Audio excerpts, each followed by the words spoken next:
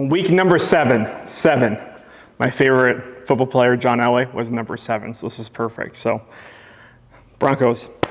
I am excited. I always get sad. We only got 2 weeks of the series left, and so we're gonna kind of keep on diving into this. It's easier said than done. Every week we talked about coming out of this cave, having God encounters, working through other things in our life like identity, trying to, that the devil always wants to destroy who we are. Now goes into this week because if we lose an idea of who we are, then we lose what we're called to do. That's where we got to remember our assignment. I talked about this in the beginning of the series, that we're all called to do the Great Commission, that we're all called. I love how it was said even by Joe, talked about Viktor Frankl, and what he learned through his concentration camps was when we lose meaning, we just kind of lose the reason to live. But yet, if we start gaining back purpose and meaning and fighting for something, and it kind of just starts beginning to fuel us. Who am I? What am I called to do? Why am I called to be here?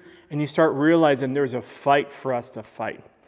I go back to this verses again. It's 1 Kings 19 and the 15 through 18, and God is speaking to Elijah, and he's speaking to him, this is who you are, but he speaks, what's what you're called to do. He says, go back. You got to go back. Go back to what I called you to do. And then he says, go anoint the king. Go anoint Elisha. Go back. What I love about this, hear me out, church, he is a God of second chances. I love that. He's not saying, well, you goofed up, you messed up, you've been in this cave, you're detoured off track. The plan we had, plan A, now you got plan F. He doesn't say that. He goes, what? Go back to what I called you to do. I'm still qualifying because that's who I am for you to go do it. I still have a purpose for you. I still have stuff for you to do. I love how God speaks this way. And so God is reminding Elijah about his calling, his assignment, of what he's called to do. This is what brings life. And so this actually helps us through the struggles and the pains and the hurt. I love this because Proverbs says it this way. Proverbs 29:18 says, where there is no vision, the people perish. Where there's no purpose and meaning, we begin to perish. We get distracted. We lose our direction. We lose where are we going? And God is saying, he's calling him out, who he is, Elijah, Lazarus, come forth. Call him out by name. And he's saying, I love you, but we still have a mission to do. Stop hiding and come out and let's do it. And then from this point forward, you see, all of a sudden he goes and anoints Elisha, and he has a double portion experience. These things, from this new God encounter, he starts creating this new movement. Know who you are in the Lord, have a God encounter, know who you are in the Lord, and go back to what God has called you to do. What's all of our assignments? What's the meaning and the purpose? Let's not forget that. We're going to hear in a second from our amazing therapist who's been sharing. And then after that, we'll get some questions. Enjoy this video.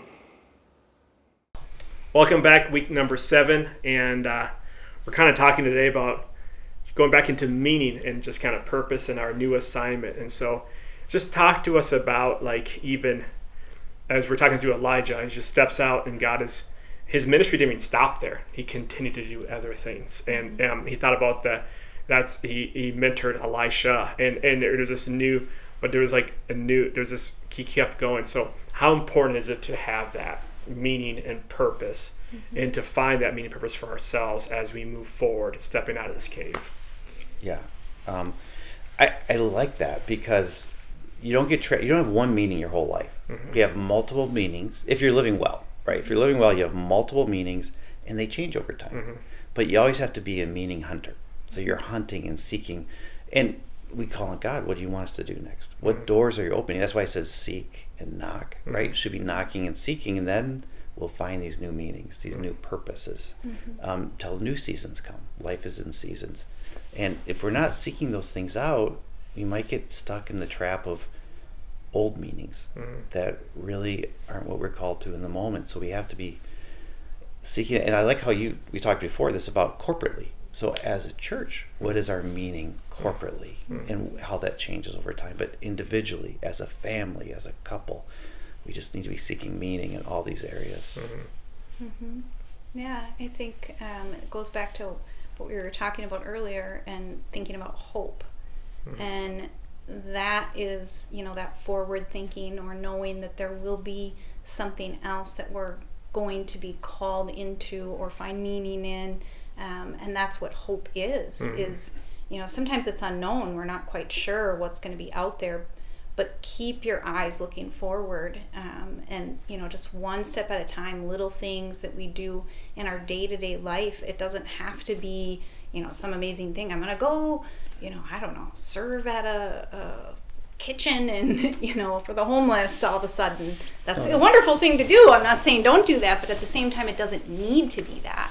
It could be simple, like shoveling your neighbor's driveway. Oh, yeah, absolutely. And if I'm living my best, which isn't very often, but if I'm living my best, I'm trying to impact everybody I meet that day. It's a smile, opening the door, kind word.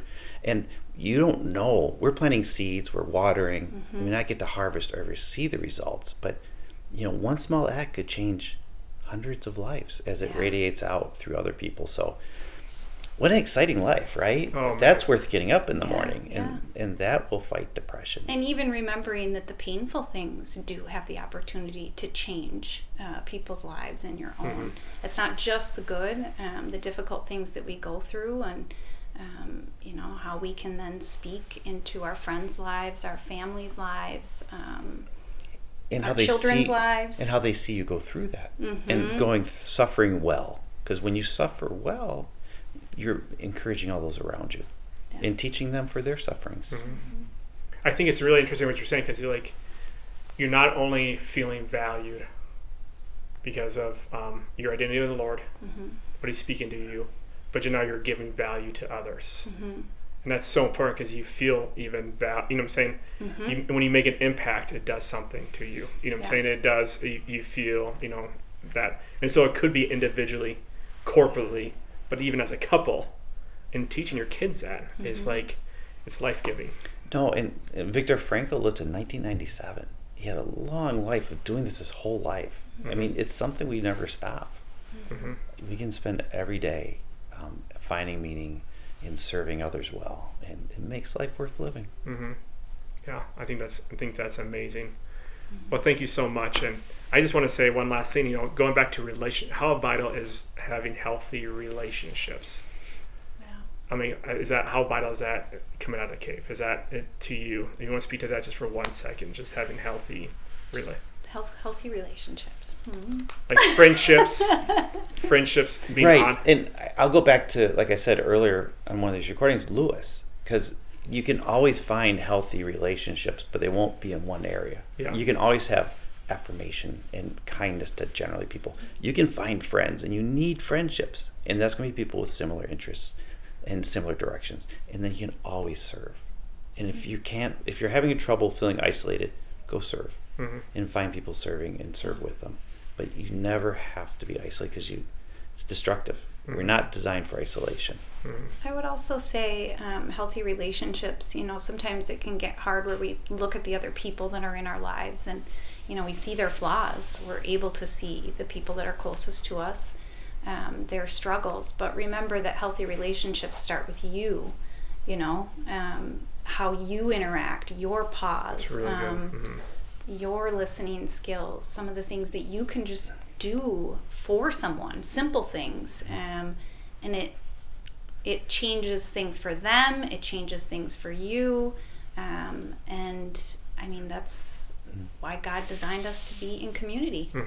And I heard this recently, and I say a lot of words sometimes, but this is better than what I say. Is it's better to be interested than interesting, because people love to have people show interest in them. It's a kindness you can offer everyone, and it pulls people to you. So be interested. Don't worry about being interesting. Yeah.